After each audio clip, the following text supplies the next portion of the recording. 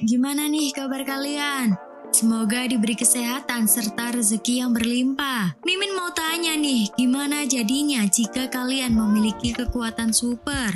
Namun justru kekuatan super yang kamu miliki malah membuat dirimu didiskriminasi di tempatmu sendiri. Mungkin film yang mau Mimin bahas kali ini akan menggambarkan hal tersebut. Sebelum mulai ke alur filmnya, jangan lupa subscribe dulu rek, biar Mimin makin semangat dan arek-arek tidak ketinggalan film-film terbaru lainnya. Berkisah tentang seorang pemuda dengan kekuatan super yang hidup di dunia di mana orang-orang overpower berkumpul, disebut dengan abnormal.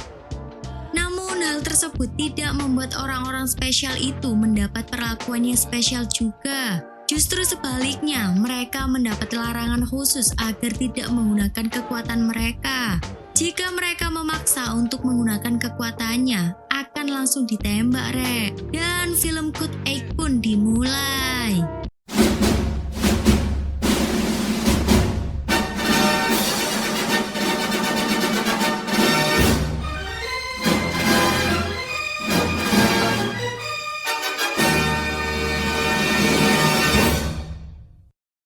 Di awal film menunjukkan Connor sebagai aktor utama dalam film tersebut dan ibunya bernama Mary membangunkan ibunya dengan masih memakai seragam kerja. Sebagai anak yatim yang berbakti, Connor selalu menyayangi ibunya setiap waktu. Mereka berdua hidup dalam keterbatasan, tidak membuat Connor menyerah sedikit pun. Dirinya sudah mencoba untuk melamar kerja dimanapun, namun berakhir dengan penolakan. Ini dikarenakan kekuatan super yang dirinya miliki. Karena di tempat tersebut, orang yang memiliki kekuatan super sangat tidak memiliki kehidupan yang layak. Connor juga bekerja sebagai kuli bangunan bersama rekan kerja yang memiliki nasib sama, memiliki kekuatan dan dikucilkan. Semua rekannya menggunakan kekuatan mereka. Hingga Connor yang memiliki kekuatan di mana dirinya dapat memanipulasi listrik. Dengan regulasi yang sangat mendiskriminasi mereka, polisi mendatangi tempat tersebut dan memperingatkan mereka untuk tidak menggunakan kekuatannya. Saat melakukan scanning, salah satu teman dari Connor terindikasi sebagai buronan, mengharuskan dirinya harus ditahan.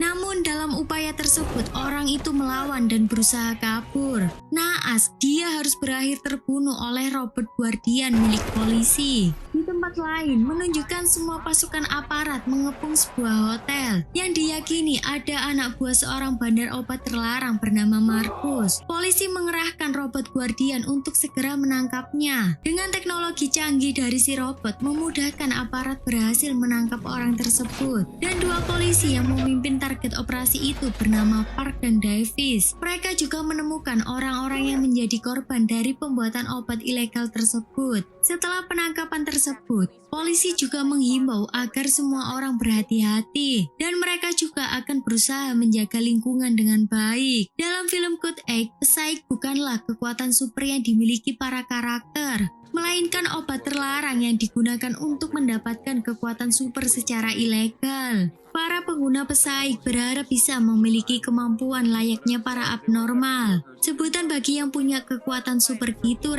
tapi dengan cara pintas. Namun, efeknya tidak dijamin dan bisa berbahaya. Hal tersebutlah yang membuat para polisi gencar untuk memburu orang-orang yang membuat obat pesaing dan sejenisnya. Menunjukkan Mary, ibu dari Connor. Di tempat kerja, dia melakukan ketidaksengajaan karena kekuatannya membuat pekerjaannya berantakan. Connor yang melihat ibunya mendapat perlakuan tidak menyenangkan, berniat memberi peringatan orang tersebut dengan kekuatannya. Pemilik toko yang melihat Connor memiliki kekuatan mengusir dirinya. Dan Mary pun berakhir dipecat. Connor menyarankan agar ibunya segera melakukan pengobatan. Namun melihat kondisi Connor yang masih pengangguran, terlebih lagi ibunya juga baru saja dipecat, Mary menolak saran dari Connor. Esok harinya di pagi hari, Connor dan semua rekannya yang senasib selalu menunggu dan berharap ada orang yang menawarkan mereka pekerjaan. Tiba-tiba datang seseorang dengan mobil van merah. Salah satu teman dari Connor menyarankan agar tidak bekerja dengan mereka Karena mereka adalah salah satu anak buah dari Markus si bandar pesaing. Mereka mencari seseorang yang memiliki kekuatan elektrik. Connor yang tidak peduli dan lagi BU, butuh duit. Dirinya menghiraukan perkataan dari temannya. Mereka pergi menuju suatu tempat. Dimulai dengan Connor membobol pagar besi yang dilindungi aliran listrik berkekuatan 10.000 volt. Tidak ingin menyerah, dirinya mencoba kedua kalinya dan berhasil membuat arus listrik mati seketika. Madi dengan kekuatannya melelehkan kunci pagar dan mereka pun masuk ke dalam. Mengambil sebuah tong berisi bahan untuk membuat pesaing. Aksi mereka diketahui penjaga di sana. Saat penjaga ingin menghubungi rekannya, Gareth dengan kekuatan telekinesisnya mengambil telepon si penjaga, memberikan kepada Freddy. Freddy dengan mudah meremukan telepon tersebut dengan kekuatan fisiknya. Segera pergi setelah mengurung si penjaga. Polisi mendeteksi telah terjadi kejahatan. Segera mengejar mobil van merah. Untuk mengelabui para polisi, mereka merubah warna mobil mereka dari yang tadinya merah menjadi putih. Hal tersebut membuat mereka lolos dari kejaran. Mereka pun melanjutkan perjalanan untuk pergi menuju tempat Markus. Diketahui di sini, si Markus adalah seseorang esper. Dirinya mampu membaca pikiran orang lain. Markus menyarankan kepada Gareth agar melatih Connor dalam mengembangkan kekuatannya. Gareth mengantar Connor pulang serta memberikan gajinya. Gareth juga menawarkan pada Connor jika ingin uang yang lebih banyak, datanglah kembali kepadanya. Sampai saat di rumah, Connor juga berbohong kepada ibunya. Dirinya mengaku kalau pekerjaan yang dirinya jalani sekarang sangatlah halal. Ini semua juga demi kesembuhan sang ibu. Park dan Davis melakukan olah TKP di tempat pencurian. Karena melihat pagar listrik yang rusak, mereka berspekulasi bahwa ada orang dengan kekuatan elektrik yang kuat di kota mereka. Di tempat yang sama menunggu orang menawarkan sebuah pekerjaan. Connor melihat Gareth memilih untuk bekerja bersama mereka. Gareth, Freddy, dan Madi mengajak Connor makan di sebuah kafe. Di sana Gareth bertanya kepada Connor apa tujuan dirinya mau bekerja bersama mereka. Connor mengatakan dirinya hanya butuh uang untuk membantu proses penyembuhan ibunya. Gareth segera mengajak Connor pergi. Selama perjalanan, Connor menceritakan bahwa dirinya hanya hidup bersama sang ibu karena ayahnya meninggal di saat dirinya berumur belasan tahun. Gareth mengajarkan banyak hal, mulai dari mencuri, merampok, hingga mengedarkan pesaing. Hal tersebut karena tidak adanya pekerjaan yang layak bagi para pemilik kekuatan, membuat mereka semua mengambil jalan pintas dengan melakukan kejahatan. Gareth juga mengajarkan pada Connor agar memaksimalkan kekuatannya dan semua potensi yang ada dalam dirinya.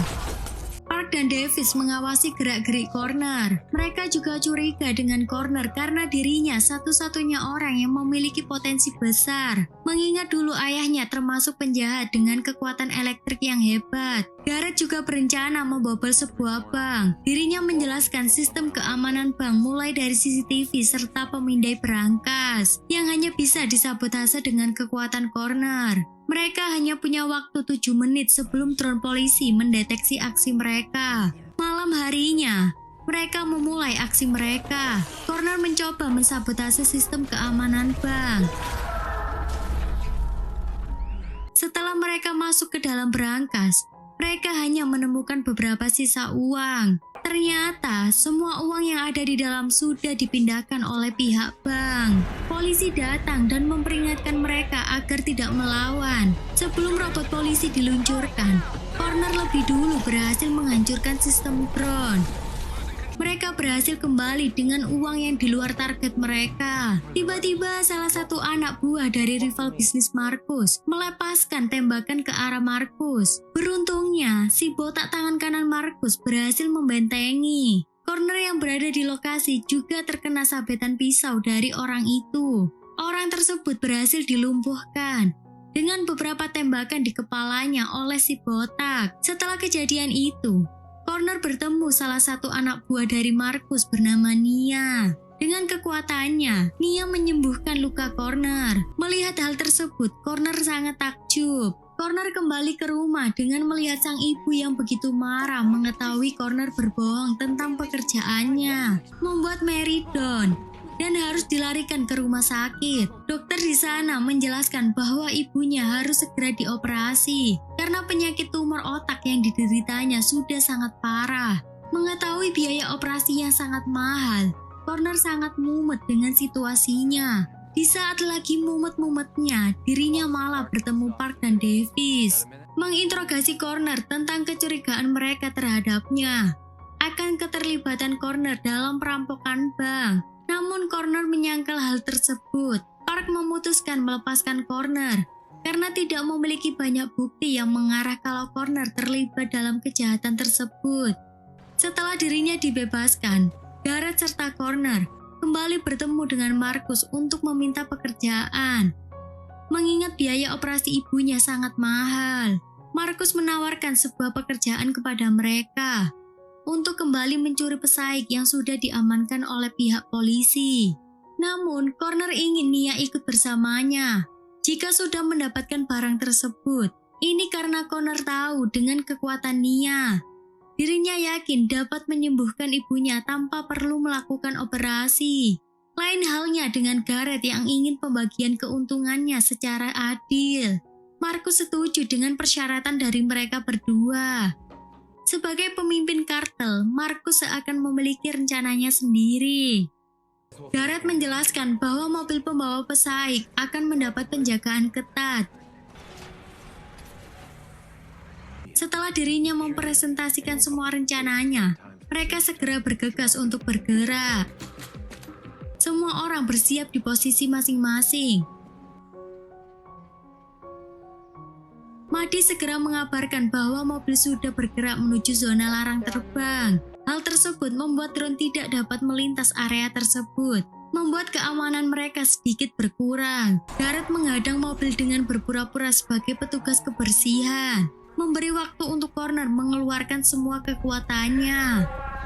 Satu serangan menumbangkan 2 robot, dan serangan selanjutnya menumbangkan 2 robot yang lain. Setelah anak buah Marcus mendapatkan koper tersebut, di luar ekspektasi dari Garrett, semua polisi ditembak. Marcus juga mengkhianati mereka. Madi juga menjadi korban. Si botak pergi setelah menembak Madi dan membawa koper tersebut. Drone datang dan robot guardian polisi segera diturunkan dan berhasil membunuh 2 anak buah dari Marcus. Garrett, Garner, serta Freddy segera pergi. Naasnya, di sini Freddy sempat tertembak dan berakhir dirinya harus tewas dengan Madi. Setelah kejadian tersebut, Connor segera pergi menuju rumah sakit untuk kembali bertemu sang ibu. Pihak polisi mendapat sebuah kabar bahwa 4 rekannya terbunuh dalam operasi penjagaan tersebut, dengan Connor juga sebagai pelaku. Di sana, Park mendapat teguran karena telah membiarkan Connor bebas, dan kini Connor malah membunuh rekan dari Park. Selepas bekerja, Park selalu menyempatkan dirinya untuk bertemu istri dan anaknya. Di sini, ternyata anak dari Park juga memiliki kekuatan super jenis telekinesis.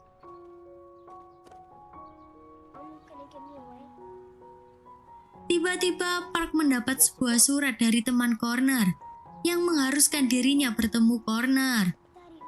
Malam harinya, Park bertemu dengan Connor di sebuah bar. Connor memberi semua informasi tentang Marcus yang tidak diketahui oleh Park. Connor juga menawarkan bantuan untuk membantu membunuh Marcus. Park setuju akan hal tersebut. Esok harinya, Park segera mengkoordinasi kepada semua polisi dan dilakukan operasi penyergapan di tempat Marcus. Tanpa disadari oleh Marcus, lampu gedung dimatikan diam-diam. Semua polisi merangsak masuk ke dalam gedung. Adu tembak terjadi antara kedua kubu. Marcus dengan Nia dan si botak berusaha kabur. Di tengah jalan, Garrett menghadang mereka. Marcus tertembak. Si botak berusaha melawan Garrett. Connor juga berusaha membantu Garrett. Hingga akhirnya mereka berhasil mengalahkannya.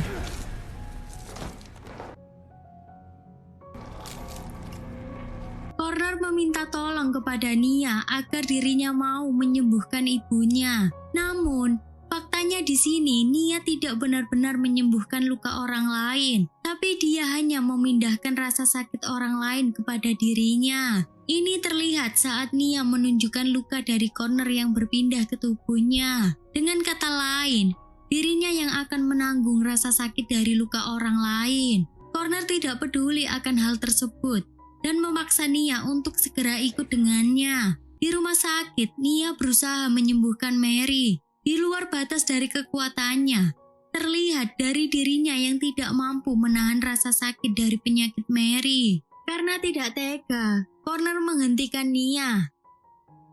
Beberapa menit setelah itu, Connor harus merelakan sang ibu untuk tidur selamanya. Beberapa waktu berlalu, Connor hidup seorang diri, dan di akhir film, menunjukkan Gareth tetap menjalankan bisnis haram milik Marcus, serta bekerja sama dengan rivalnya The Trust. Dan film pun tamat. Dari film ini, menunjukkan bahwa meskipun ada banyak diskriminasi dan ketidakadilan, masih ada harapan untuk masa depan yang lebih baik. Memiliki kekuatan super tidak selalu berarti menjadi superhero. Dengan kelebihan dan kekurangan masing-masing, hal ini dapat memotivasi kita untuk menerima diri sendiri dan orang lain dengan tulus. Oke, buat arek-arek saya ucapkan terima kasih karena sudah menonton. Jika ada kurang atau lebihnya mohon maaf. Mimin dan segenap tim jajaran pamit undur diri. Terima kasih.